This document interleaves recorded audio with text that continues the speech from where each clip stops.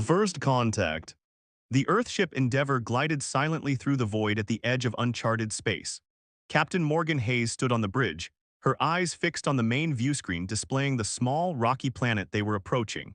This system was far from established trade routes, but preliminary scans had detected rare minerals vital to Earth's expanding colonies. Status report, Morgan said, turning to her first officer. Lieutenant Javier Rodriguez checked his console before responding. All systems nominal, Captain. We should reach orbit in approximately 2 hours. Initial scans confirm significant deposits of thorium and palladium on the northern continent. Morgan nodded with satisfaction. The United Earth Fleet had dispatched them to establish a mining outpost in this unclaimed system. It would give humanity a foothold in a strategic location, providing resources needed for their expansion.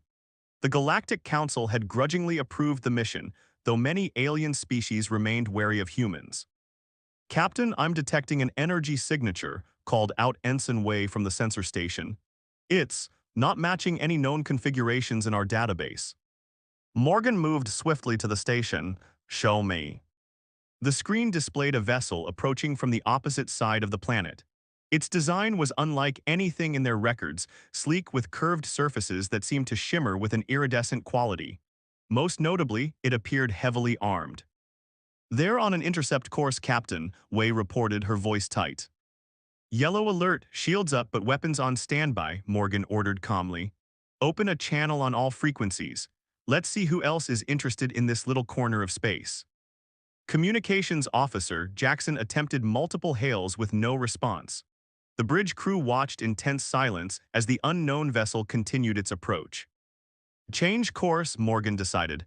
Let's make it clear we see them but aren't looking for trouble. The Endeavour adjusted its trajectory, moving into a less direct path while maintaining its heading toward the planet. The alien ship immediately altered course to match. Captain, they're powering weapons systems, Rodriguez reported. Morgan stood tall, her expression revealing nothing of the concern she felt. Maintain current course. Keep our weapons powered down but ready, broadcast on all frequencies and in all known languages. She stepped forward and spoke clearly. This is Captain Morgan Hayes of the Earth vessel Endeavour. We are on a peaceful mission of exploration and resource assessment. We mean no hostility. Please respond. For several long moments, silence filled the bridge. Then the viewscreen flickered, revealing the interior of the alien vessel. At its center stood a being unlike any Morgan had encountered before. It had dark purple skin that seemed to shimmer with scales or plates. 6 luminous eyes were arranged in a semicircle across what appeared to be its face, and instead of a mouth, it had what looked like vibrating membranes when it produced sound. I am Commander Vexel of the Dralian vessel Sunstricker, the alien said, its voice translated through the ship's computer in a resonant tone. You trespass in territory we have claimed for mining rights. Morgan maintained a neutral expression. She had never heard of the Dralians, but that wasn't surprising. Humanity had only joined the galactic community 30 years ago and continued to discover new species. We were unaware of any prior claim, Morgan replied diplomatically. Our scans showed no evidence of settlement or mining operations. The Galactic Council approved our mission to establish an outpost here. The Dralians' eye membranes contracted in what might have been suspicion or interest. The Council approved our claim 3 cycles ago, yet we have only just arrived to begin operations. Morgan considered this information carefully. It seems the Council has overextended its permissions. Perhaps we should discuss how to proceed rather than resort to conflict. Vexel remained silent for a moment before responding. Humans have a reputation for being adaptable and resourceful. Some would say dangerously so. And the Dralians, Morgan asked. We are known for our persistence and strength, Vexel replied. We evolved on a world with toxic atmosphere and crushing gravity. Most species cannot survive there without extensive protection. Morgan allowed herself a small smile. That sounds familiar. Earth is considered a death world by most galactic standards, high gravity, extreme weather patterns, and an abundance of predators. This seemed to interest Vexel. Death world species are rare among the Council races, most evolved on gentle planets with stable environments. Which is why they fear what we consider normal, Morgan said. Vexel made a sound that the translator couldn't interpret, perhaps laughter. Perhaps we have more in common than appearances suggest. I propose a meeting to discuss this situation, face to face. 6 hours later, Morgan stood with a small team on the planet's surface. The air was thin but breathable, with a higher concentration of nitrogen than Earth normal. Rocky formations surrounded the landing site, with sparse vegetation clinging to sheltered areas. The Dralian shuttle set down 50 meters away. Commander Vexel emerged with 3 companions, all wearing what appeared to be lightweight environmental suits, though their heads remained uncovered. Up close, the Dralians were even more striking, standing nearly 2 meters tall, their bodies covered in articulated purple-black plates that shimmered with an almost metallic quality. Their 6 eyes glowed with an inner light that shifted in color and intensity as they moved. Captain Hayes, Vexel said, inclining the upper portion of his body slightly. Commander Vexel, Morgan returned the gesture. The universal translators worked perfectly, but she still found herself studying the vibrating membranes that produced the Dralian's speech. You said your people come from a high-gravity world, Morgan began conversationally. This planet must feel quite light to you. As it must to you, Vexel replied. Most council species find this environment challenging. The radiation levels alone would cause damage to their cellular structure within days. Morgan nodded. We've adapted to worse conditions. Earth's radiation varies significantly depending on location and solar activity. As does Dralia's, Vexel said, his tone suggesting interest. Most species in the galaxy evolved on worlds with consistent conditions and minimal environmental threats. They find our tolerance concerning. As they talked, one of the Dralian officers moved to examine a rock formation. In doing so, they dislodged a large boulder that began to tumble directly toward one of Morgan's team. Without hesitation, Lieutenant Rodriguez dove forward, pushing the crewman out of harm's way. Vexel observed this with his multiple eyes widening, quick reflexes. Necessary on Earth, Morgan replied simply. They continued their discussion, finding surprising commonalities despite their physical differences. Both species had evolved in harsh environments that required adaptation, resilience, and resourcefulness. Both had developed technologies to survive their respective planets before venturing into space, and both found themselves viewed with caution by the more numerous species that dominated the Galactic Council. After an hour of discussion, Vexel proposed a solution. This system has sufficient resources for both our needs. I suggest we establish separate outposts but share mining rights and technical knowledge. Morgan considered this. A cooperative arrangement rather than competition, the Council might not approve of 2 deathworld species working together. Vexel's membranes vibrated in what Morgan now recognized as amusement. The Council fears what it does not understand. They already watch us both carefully. Let them watch us cooperate as well. They'll worry we might become too powerful together, Morgan said. Let them worry, Vexel replied. We've survived worse than political concerns. Morgan extended her hand in the human gesture of agreement. Then we have a deal, Commander. Vexel hesitated before carefully taking Morgan's hand in his 3-digited grip. We do, Captain Hayes. Neither of them knew that at that moment, both their ship's long-range sensors had detected an anomalous signal at the edge of the system, a signal unlike anything either humans or Dralians had encountered before. The true test of their newfound alliance was approaching rapidly from the darkness of space. The common enemy. 1 month had passed since the first meeting between humans and Dralians. The joint outpost on the unnamed planet had grown rapidly from a simple mining operation into a small settlement. What began as separate facilities had gradually merged as the 2 species discovered the benefits of combining their technologies and expertise. In the command center, Captain Morgan Hayes reviewed the latest mineral yield reports with satisfaction. The cooperation had exceeded all expectations. Human engineering efficiency complemented Dralian durability, resulting in extraction rates that neither species could have achieved alone. The door slid open as Commander Vexel entered, his purple-black plates shimmering under the artificial lighting. The new shield generators are operating at optimal capacity, he reported. Lieutenant Rodriguez has suggested modifications that could improve efficiency by 20%. Morgan nodded appreciatively. And the first shipments are ready to depart for both Earth and Dralia. We're well ahead of schedule. A comfortable silence fell between them. In the weeks of working together, they had developed a mutual respect that bordered on friendship. something neither had expected when they first encountered each other in orbit. The council has been quiet lately, Morgan observed, breaking the silence. Vexel's membranes vibrated with amusement. They watch from a distance. Their surveillance satellites are not as discreet as they believe. Before Morgan could respond, the communications system activated with an urgent tone. Captain Hayes, Commander Vexel, came Ensign Wei's voice, please report to the sensor lab immediately. They exchanged concerned glances before hurrying to the lab. Inside, they found Wei and a Dralian officer named Zorn studying a display with intense concentration. What have you found? Morgan asked. Wei looked up, her expression grave. Remember that anomalous signal we detected the day you first met on the surface?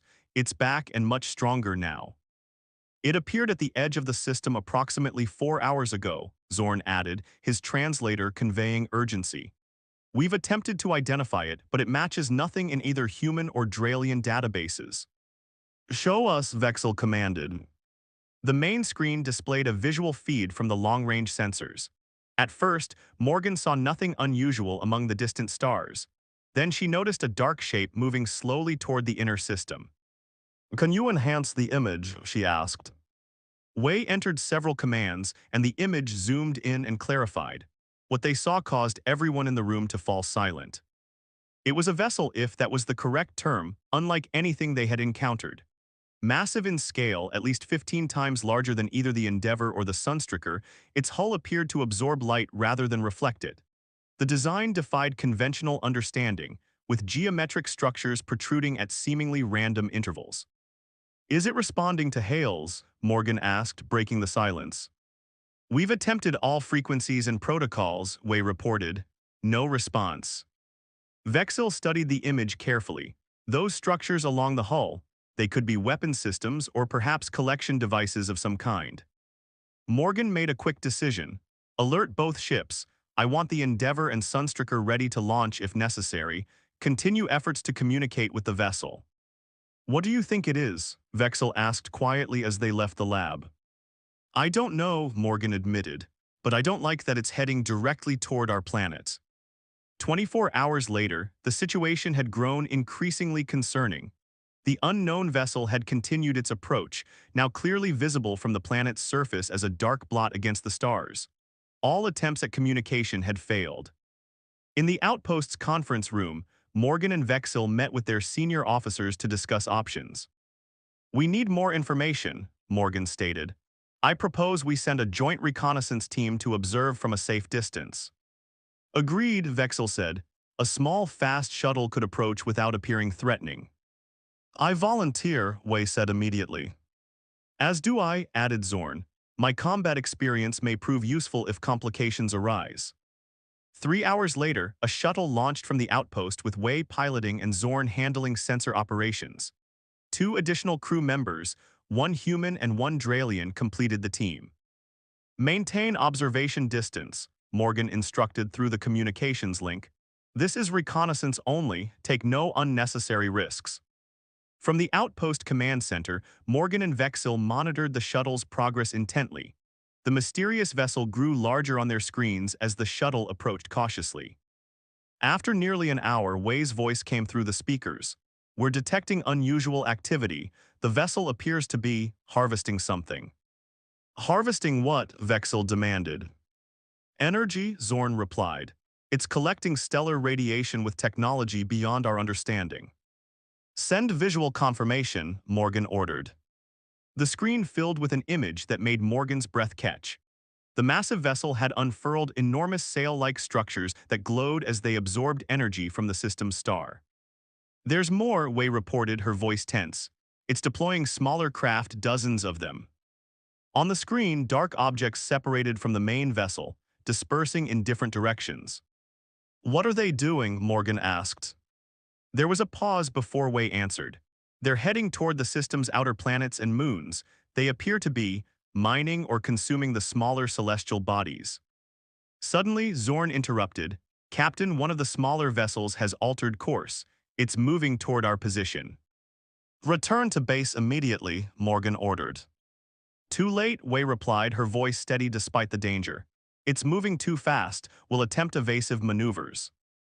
The transmission cut off abruptly. Way Zorn, Morgan called, no response.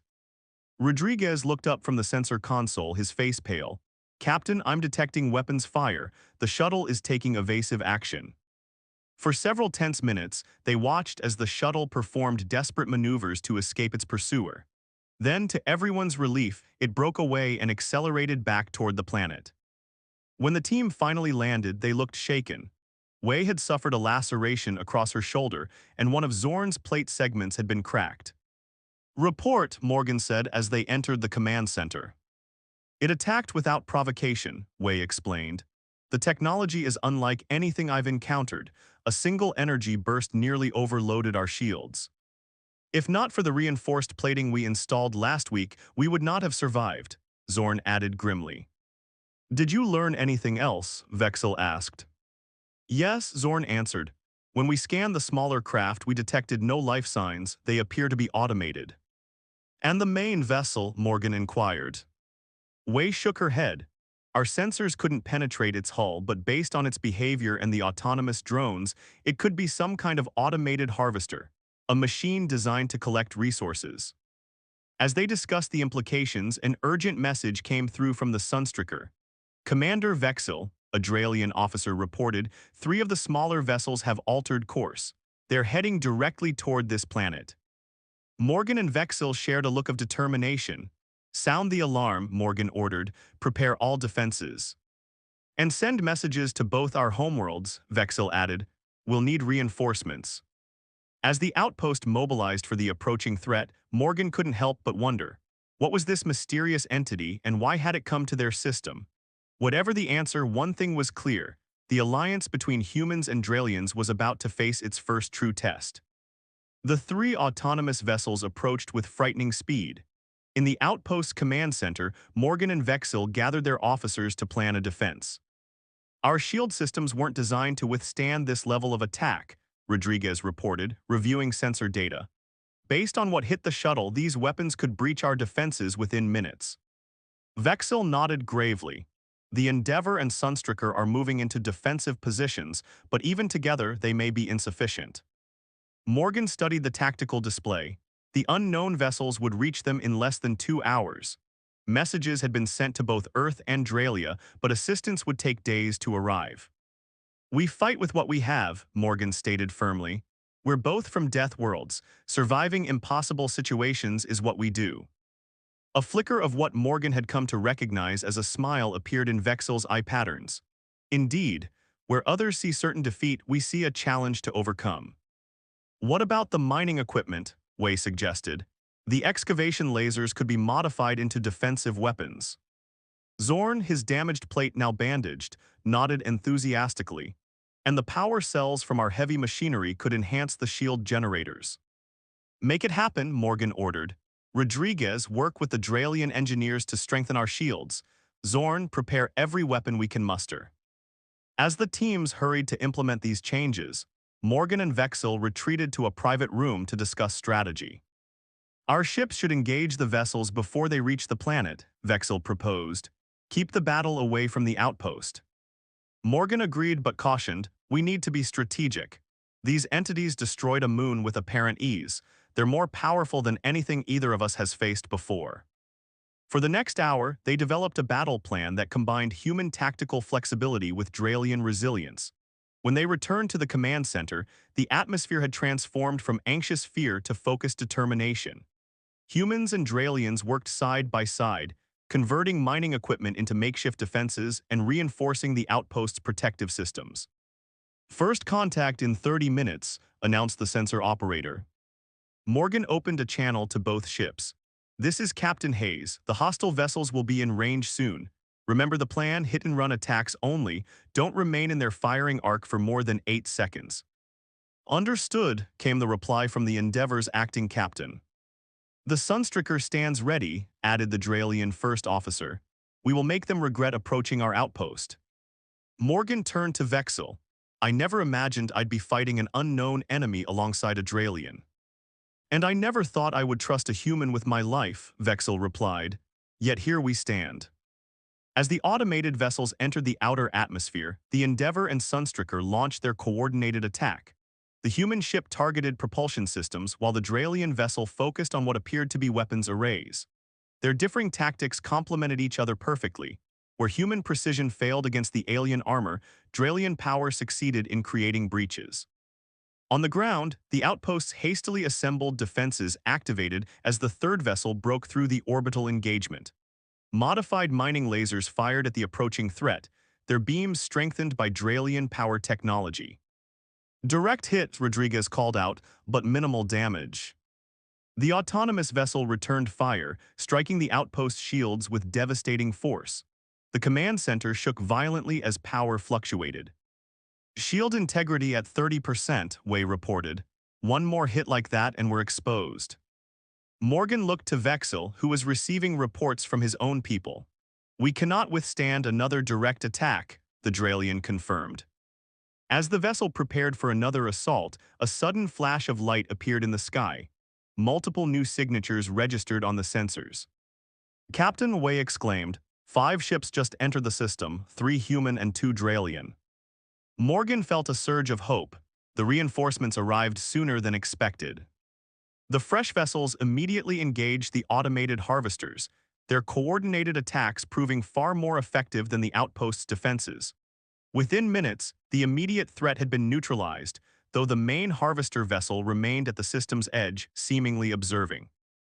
Hours later, as the combined human-Dralian fleet established a defensive perimeter around the planet, Morgan and Vexil met with the newly arrived commanders. The Council sent us, explained Captain Takahashi of the Earth vessel Intrepid. They detected the harvester's approach and recognized the threat it posed. They were concerned about 2 deathworld species in proximity, added Dralian Fleet Commander Krill, but they feared the unknown entity more. The harvester has been identified as an ancient autonomous system, Takahashi continued. It travels between star systems, consuming resources before moving on. It's encountered other civilizations before, always with devastating consequences. Morgan exchanged a glance with Vexil, yet our combined forces drove it back. Which has not gone unnoticed by the Council, Krill stated. They have reconsidered their position on cooperation between our species.